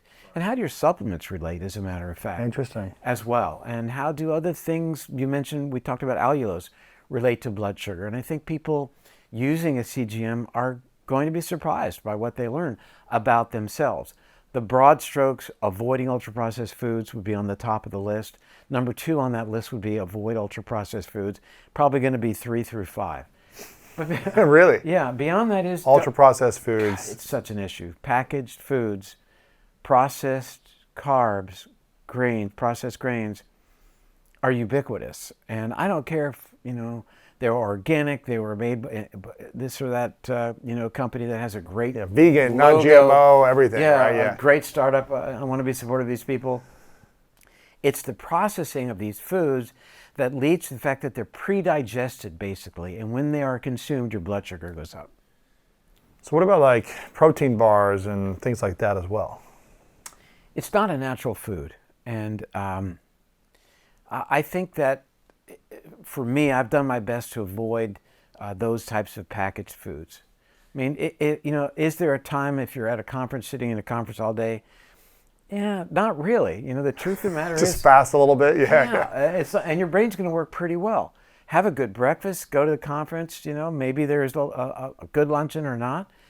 So I don't really see a time and a place. If you're, going to be on the trail, hiking in the, and you need to have something in your backpack, you could put an apple in your backpack and a bag of mixed nuts just as easily as you can put a protein bar. Could there be a protein bar that is acceptable? Yeah, there are, and there are a few of them out there that are not too bad. You got to watch the sugar component.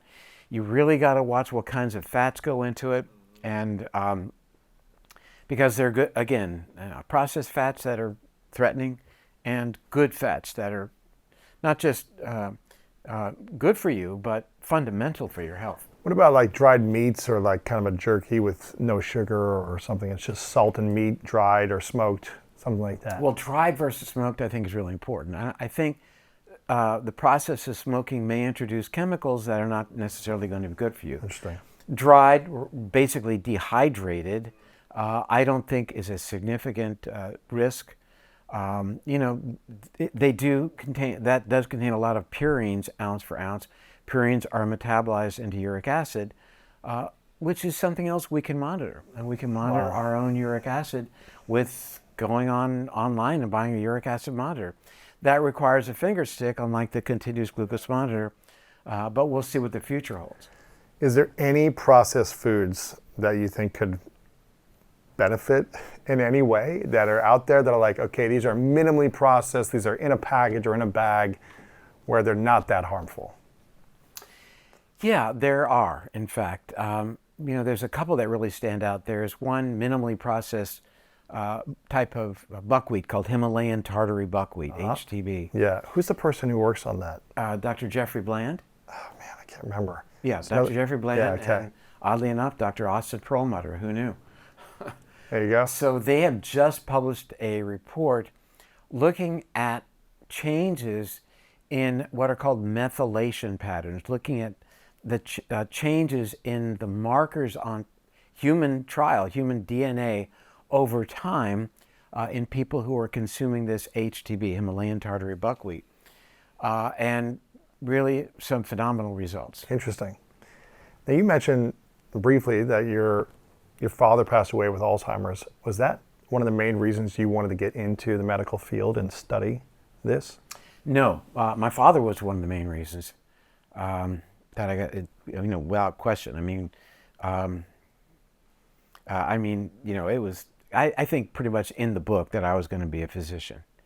And for a number of reasons. My first choice was meteorologist, specifically a hurricane specialist. When I was in fifth grade, I used to ride my bike to the National Hurricane Center in Coral Gables, and they had all these displays about how does a hurricane form. And I used to chart hurricanes when they would they used to give lat and lon, the latitude and longitude of the hurricane, so that you at home could chart the progress of this hurricane on your home hurricane map. They don't use that anymore. But anyway, I decided I wouldn't do that because as I got older, I realized, you had to study chemistry and math, which turned out to be, my favorite subject. But anyway, so to become a doctor. But I think the main thing two main things that spurred me on were his compassion towards his patients and my curiosity with just medicine and how the human body works. Was he studying Alzheimer as well? No, he was a neurosurgeon. So, but it was always about the brain. When I was 11 years old at the dinner table, he would say, well, David, what is Marcia-Fava-Bignami syndrome? Marcia-Fava-Bignami syndrome. And I'd say, well, I don't know. He said, that's what Italian men get who drink too much red wine. And I would never forget. And when you're young, you can remember stuff like that. Sure. So, wow. Yeah, and then as I became, like in my early teens, 13, 14, I used to be able to go, in those days, less of a risk, I'd go into the operating room. I would scrub in. Wow, with your dad? With my dad, yeah. Wow, what was that like? When he was doing like brain surgeries? Or? Doing brain surgery. When I was 14 years old, I was in the operating room holding retractors while my dad was taking out brain tumors. Come on, really? Yeah. How many brain surgeries did your dad do? Oh my gosh. Several a week. But he did a lot of back work too. Hundreds or thousands? Thousands, yeah. He was a wonderful surgeon. And when you couple that ability with compassion, because it was not always good news after the fact. Sure. And I watched him do that. I watched him interface with families. And I remember, in particular, one night, he woke me up. He said, I got to go out to the emergency room at South Miami Hospital. And we went out. It was 1 o'clock in the morning. And a man had dove off a wall drunk in the Keys, Florida Keys, broken his neck. Brought him up to South Miami Hospital. And my dad had to put tongs, like ice tongs, in his skull, ice tongs connected to a rope connected to a pulley, connected to a weight, to pull the neck up, to keep him from moving his neck further prior to him being able to go in and then stabilize the fracture. Wow. So I watched him do that in the emergency room, and then the man's mother and father showed up. And I'll never forget the interaction that he had with that mother and father. I was, in my early teens, and he explained that he had broken his neck. And I remember the mother literally almost fell over, to the extent that my dad had to help her into a chair. And she grabbed her heart. But the way he dealt with that situation was a horrible situation for the parents to find out. The son was still drunk, so he was kind of still out of it. I won't forget that. And I won't forget one other moment of compassion. We were fishing, and he caught a small fish that we weren't fishing for. And he unhooked it and threw it back in the water, and the fish was not doing well. And he watched that fish for probably 20 minutes and kept talking to it and saying, "You can do it, go back down." Wow. 'Cause sometimes when you catch a fish, it doesn't do well. And I stopped fishing and watched him and heard him. And finally the fish fluttered and went down. And just that level of compassion, really just had an imprint on me at a time in life when you are imprintable. And I've, I think it's a Dan Fogelberg song that I quoted at his eulogy. I want to go off just for a second. Go ahead. I'm sorry. Go ahead.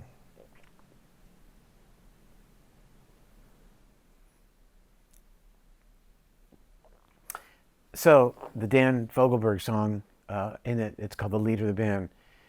And he says, "My life has been a poor attempt to imitate the man. I'm just a living legacy to the leader of the band." And I let that one hang on the audience. Because, I've kind of lived my life trying to live up to that. Really? Yeah, I really have. Wow. He wasn't perfect, nobody was, but like your father, as you describe in your book, set the bar pretty high. Yeah. Luckily for us, they did. And that wasn't their mission, but they did by example. Mm-hmm. What was the biggest lesson he taught you beyond compassion? That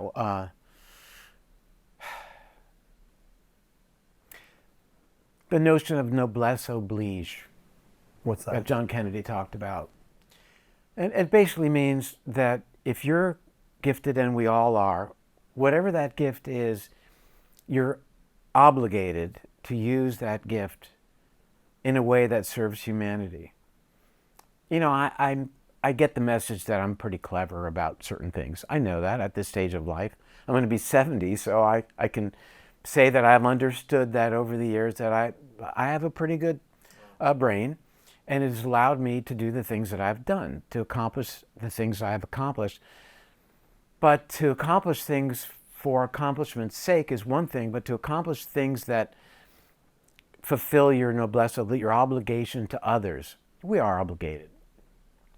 I think it's a task that he charged me with by letting me know about that notion. And that stands right up there with, that is part of compassion.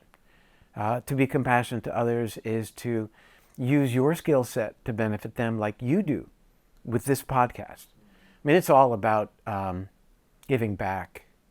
And we talked about, why do you have your podcast translated in Spanish? Because they need the wonderful information that you're giving them. It's not a moneymaker, face it. But that's our obligation. Absolutely. Yeah. How long, you say your dad died of Alzheimer's, is that right? Alzheimer's killed him, and I think it's really important that people understand that Alzheimer's itself is the number 3 cause of death in America. Wow. It kills people. Now, to be clear, Alzheimer's patients generally have quite a few other diseases going on because they're metabolically compromised, heart disease, diabetes, etc. And becoming a type 2 diabetic is associated with about a 4-fold increased risk of Alzheimer's. So these things ride together, but it was clearly the Alzheimer's that took his life. How long did he have the Alzheimer's for before his death? Well, how long had he had the clinical manifestations? Probably about 7 years.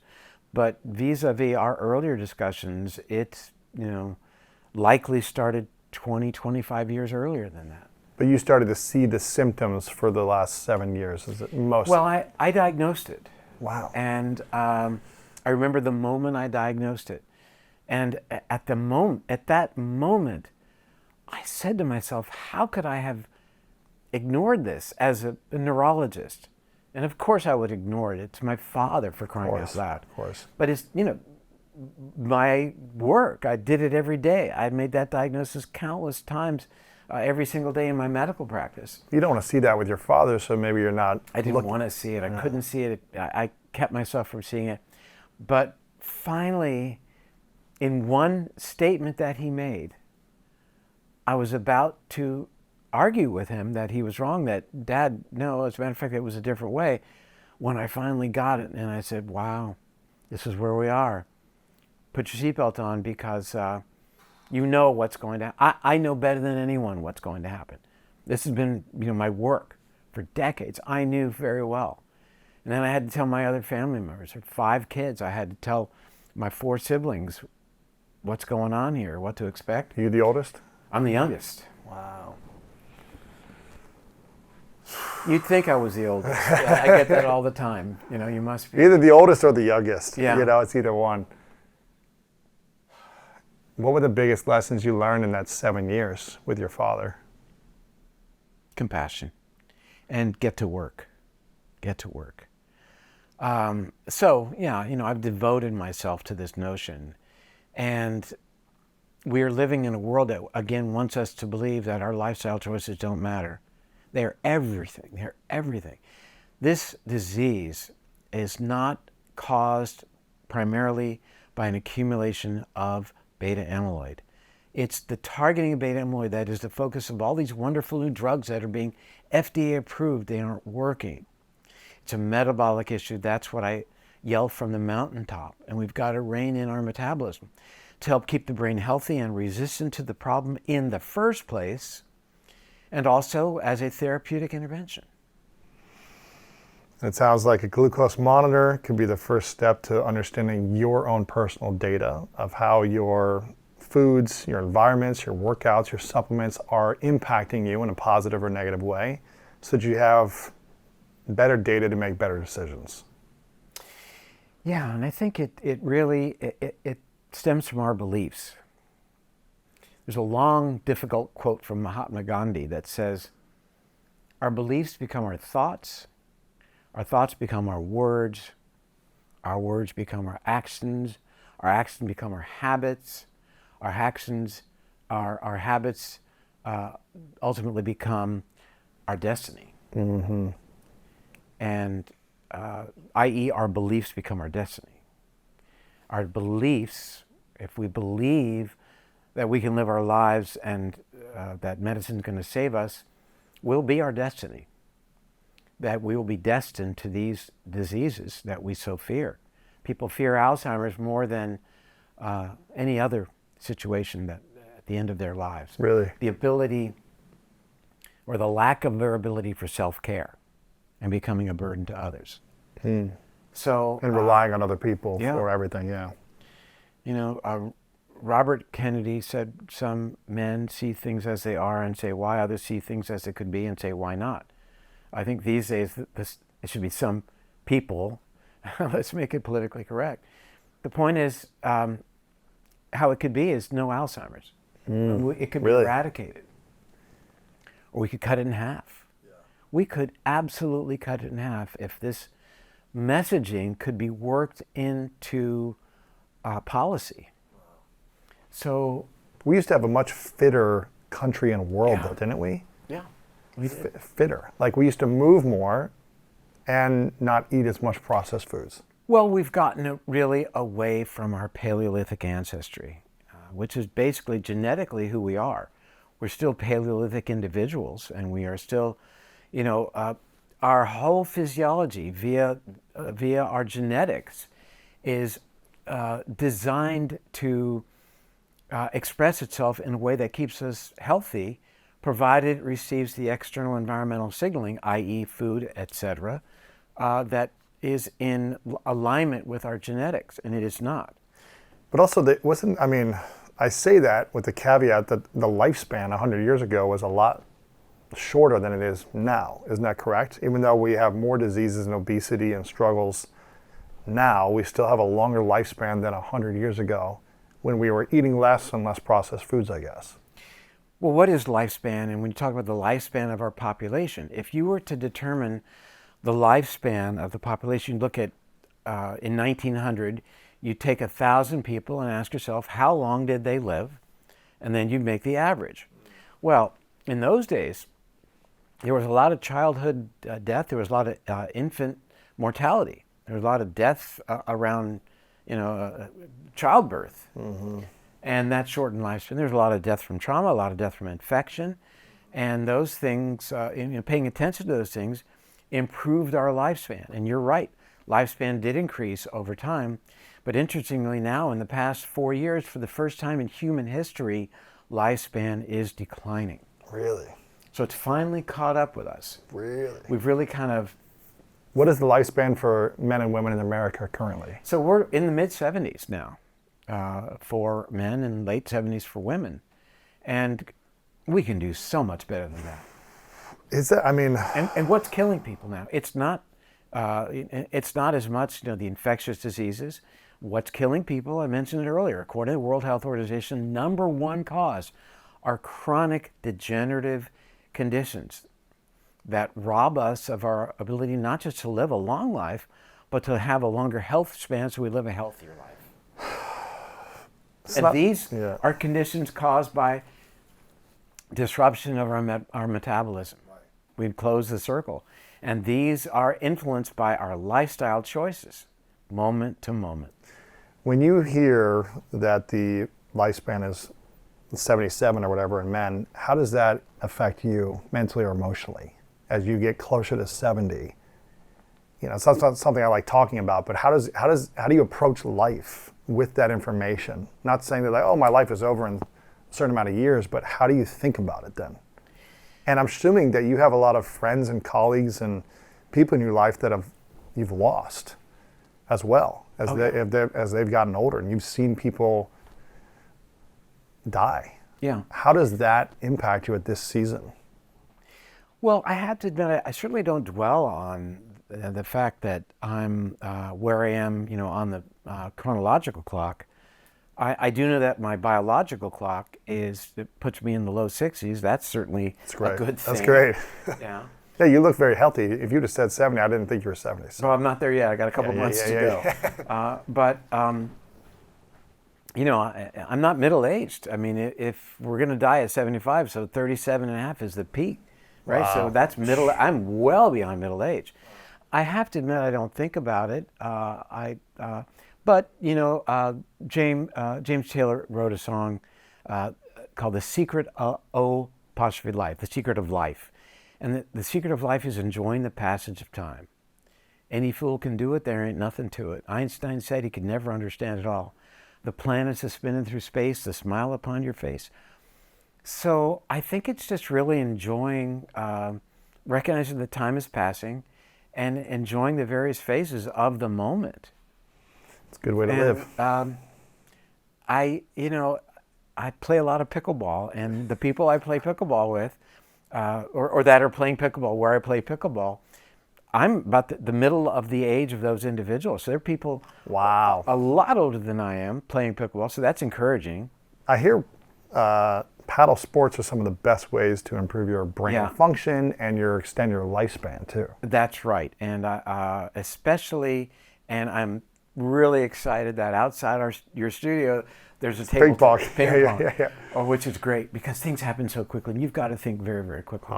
And pickleball is the same thing. Yeah. But you're moving a lot, and so you play a lot more doubles then, huh? It's all doubles. Yeah. We play. Yeah, and I think that's becoming much more popular. But I have been. You have to be a little bit more careful at this stage of the game. You don't want to hurt yourself. A, you don't want to have the injury, and B, if you're injured, then you can't exercise. You don't want to stop exercising. Exactly.